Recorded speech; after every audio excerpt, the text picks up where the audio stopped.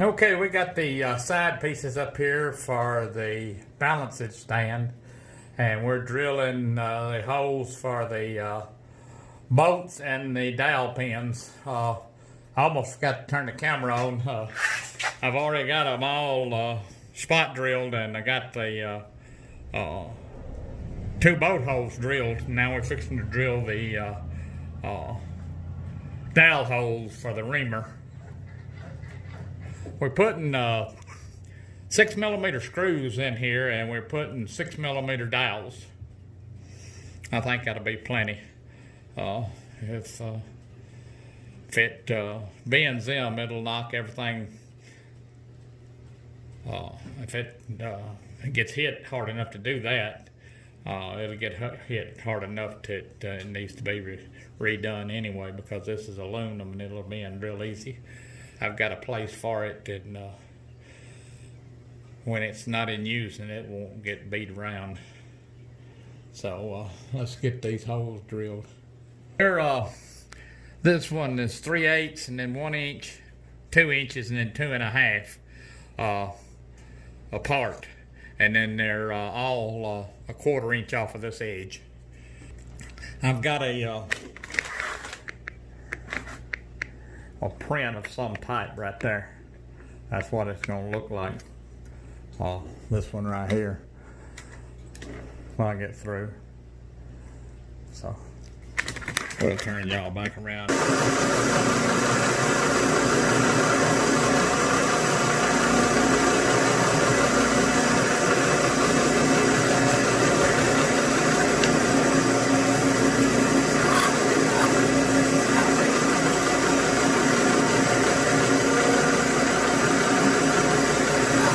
I use mostly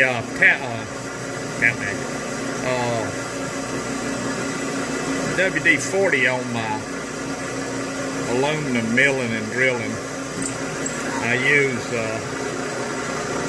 got a deal on some rapid tap back, I guess about a year ago, and I used most of that on this cutting fluid.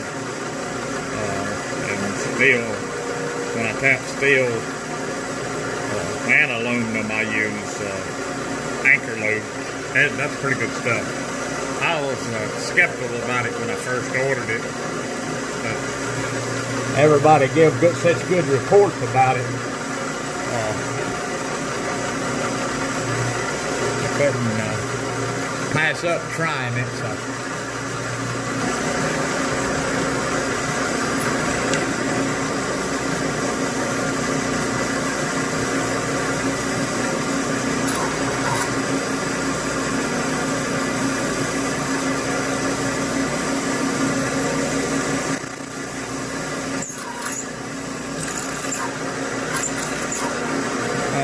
That's 2 reamed holes. Now we got to go all the way up to the other end and drill 2 holes to be reamed up there, 6mm. Let me unlock this X-axis. Having to walk around the camera, so let's take a little time to do this. We've got to go up to 5 inches, 200 thousandths. I could have used rapid travel, I guess. I keep forgetting about that. I never had it, so.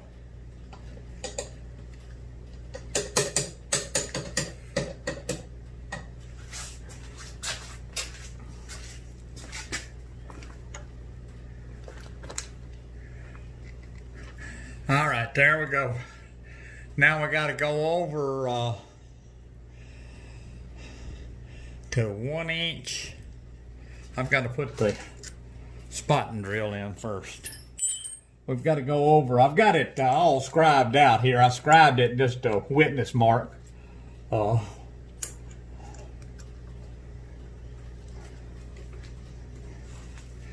So we're there. Let's see how.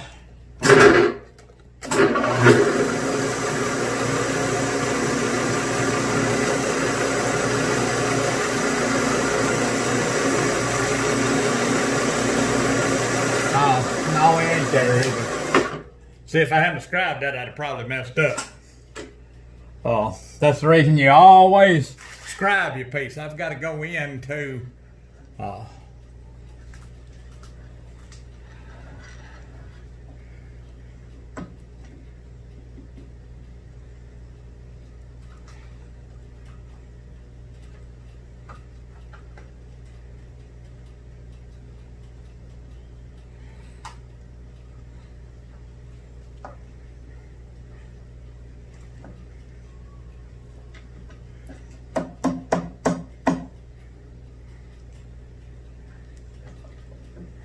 one inch, and what did I say it was? 62.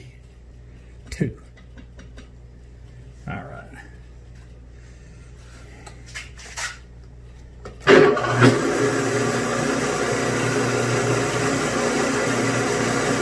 That's it.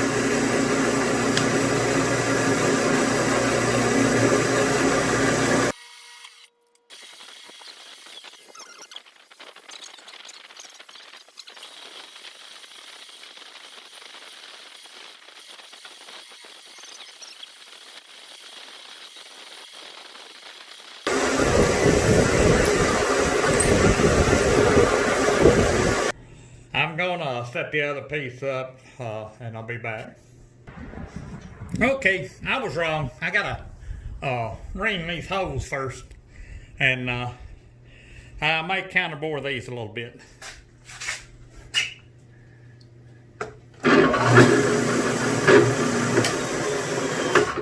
Well, let's not run that fast.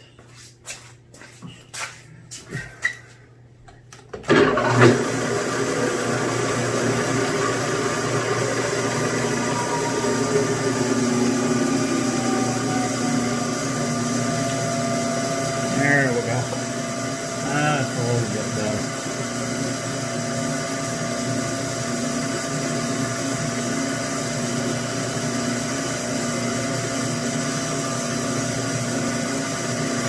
All right, we're going to come back over to 1:8:32.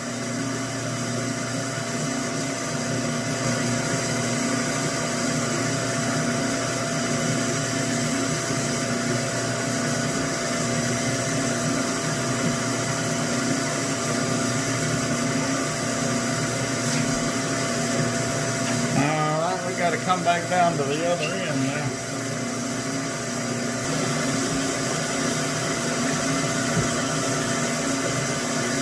Alright, now I got to go back over here to 1 inch.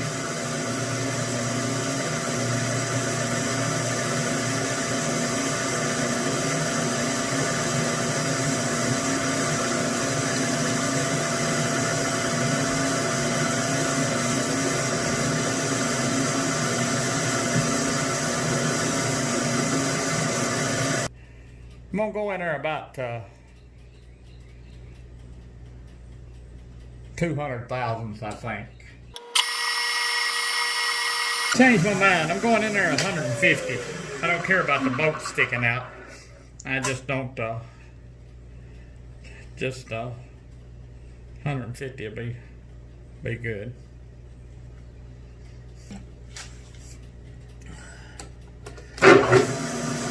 I'll tell you what, this quill handle when you're doing this, or quill wheel,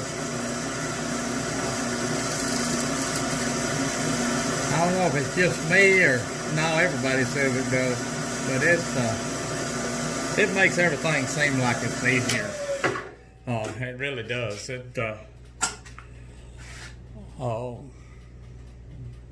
Just the way it is, you don't have to move that handle around every time you get ready to drill a deep hole, or come back and move it when you get reposition your take a tool out and put another tool in. It's always ready to go. If you're interested in one of them,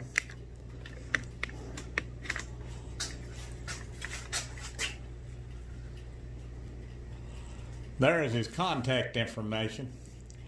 quillwheel.com, and that's the number of the one that fits my A-trunk mill here. So they're not but $150, and you can't buy the stern wheel for that. And he got all the accessories to go with it to push it out to pass where you can get your speed changed from high to low, and all the stainless steel hardware. And like I said, it is a great addition to the mill. Mine, let me zoom this back out a little bit. Mine and a bunch of them almost hit this, well, it would hit it if it wasn't for this spacer here. It's got an extra 1 inch spacer, or 3/4 of an inch. I don't really know how big it is. And it's locked on there. It don't come off. It's got just a wing nut up there, or wing bolt. And that thing is easy to take off and easy to put back on, just like the handle is, but it operates 10 times better than the handle. So if y'all interested in one of them, give him a shout. You'll be talking to Chris probably if you go on online, and if not, you'll be talking to Jim. That's the only two I've talked to, and both of them are A1 gentlemen. So y'all check them out. That's quillwheel.com, or there is his number, and I think I don't know if that's the number they answer. They may answer Tangent Engineering, because that's his company. So, but they asked to talk to Chris Brown, or no Ken now, to Jim Enos. They'll fix you up with one of them. So let me get set back up here, and we'll be back. And we're just going to be deburring this piece now. I'm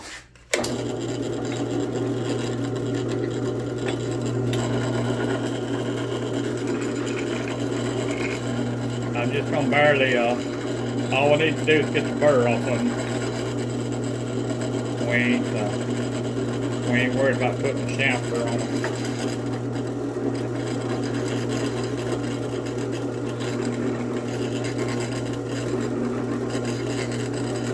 Get that burr off.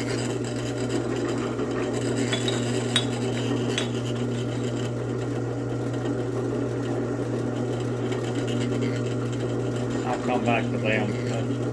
I'll have to raise the table up a little bit more.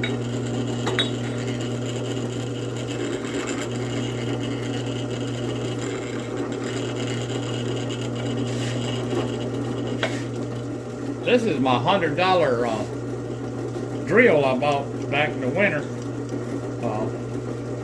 and I've got the square. I just want an extra one to set up for chamfering and doing different things, where I can leave it set up on one thing. But I do most of my drilling and everything over here now.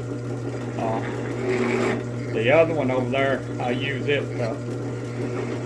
I've got three. I've got a little Harbor Freight, and then I got the medium-sized Harbor Freight. I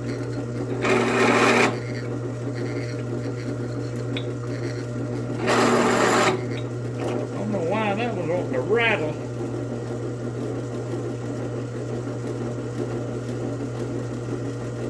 But we got them all done now, and we're going to do that other piece off camera. All these are done. And we're going to do the other piece off camera, and then we'll do the bottom portion of it, and we'll film it. I'm putting a groove down. Let me cut this thing off. I'm putting a groove down the middle of this thing. Let me clean it out here. This is the sides of the balancer stand, and I'm putting a groove right down the middle of it, and those two holes there will hold two bearings These right here, I'm hoping they'll work. They got a 6mm hole in them. That's what these are here, and that's where the balance and arbor's gonna ride. So we'll see if it works. We're hoping it does anyway, but that's what it looks like. This is one that's already finished.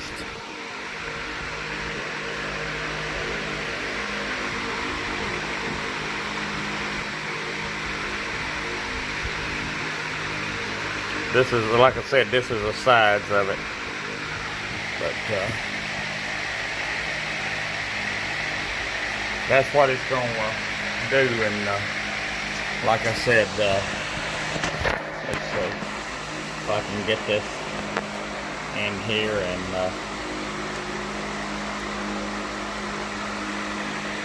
well, that's where the bearing will sit in that crack right there. And it ain't deep enough yet. I hadn't got it hardly deep enough, but that's what it'll do, and it'll rotate and let the balancing arbor rotate. But that's what it's going to look like. I didn't set the camera up to film that slot. It wasn't much of a way you can see much anyway, so I just thought I'd get it about halfway done and then show you what it looked like. But it does. That slot is 6mm wide, and I'm adding 7/1000ths to each side for clearance. The bearings are 6mm wide. And then the, like I said, the hole 6mm, and so is the bearings. And they'll be level on this block down here.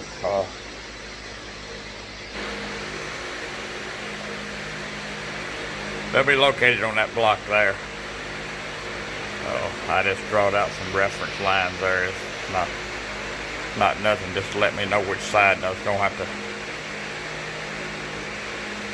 mill from. Which side of the mill was up. This side here will be up.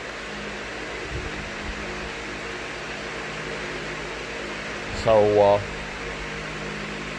that being said, we're gonna get done with this, and then we'll bring y'all back when we get this one on this one here started. This setup, I thought I'd show you the setup. This is a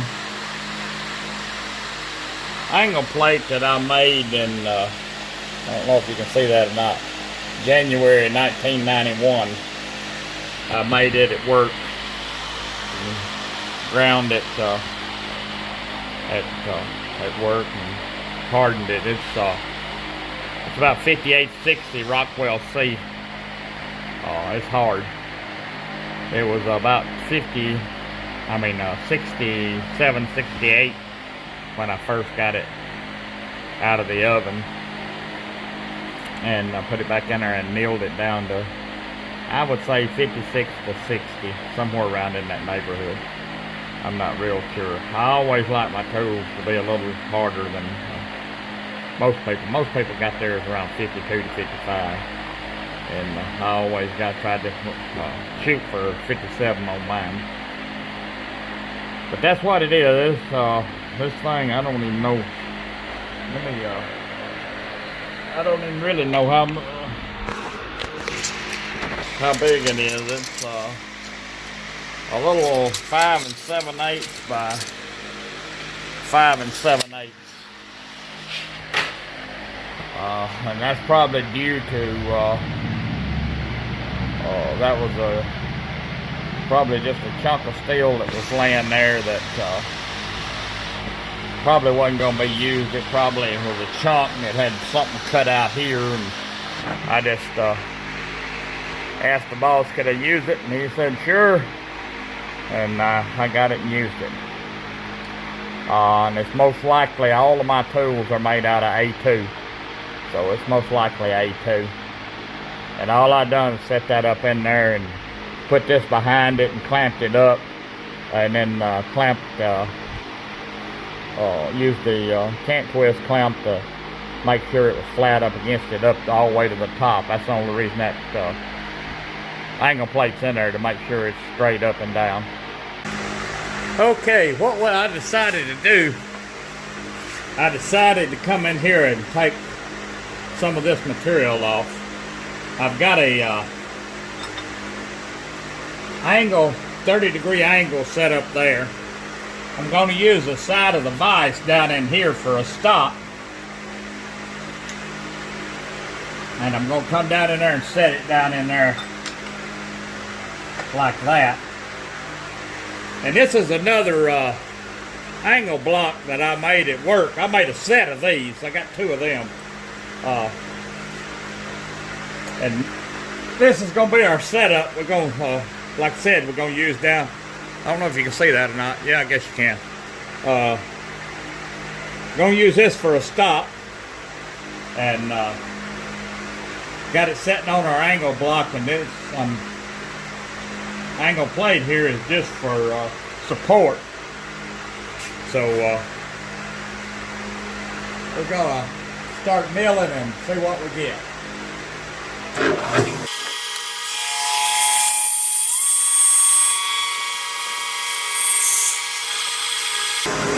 We're gonna do all both sides of each one of them this way.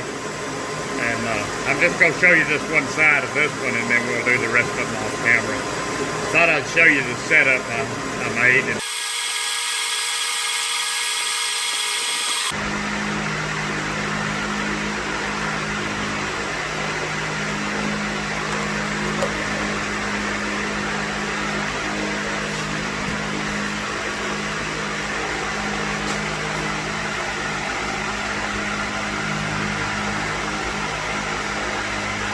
Okay, that's what we got right there. We're going to deburr this and then flip it over and do the other side. And that was just something I changed my mind on. Okay, here's the setup we got now for the. Told you I was going to put maybe a V or something in there. This is, you can see that cutter maybe a little better. That's a cutter right there. These we used to use, I don't know if many of you are familiar with hard soft dies. Either the punch or the die is soft. And that tool there is the one we put a ditch around. Whatever, if it was a punch, we put it on the inside of the punch and sort of tapped on it with a hammer and swedged it out. We use 4140 pre-hard steel for the soft sections, and then we usually use D2 or M2 for the hard sections. And we sheared them in, and they were metal to metal cutting edges in. We had some thin stock that we cut, and that's what we used them on. And we used them on some of our gasket dies too, especially the ones that were low volume aftermarket.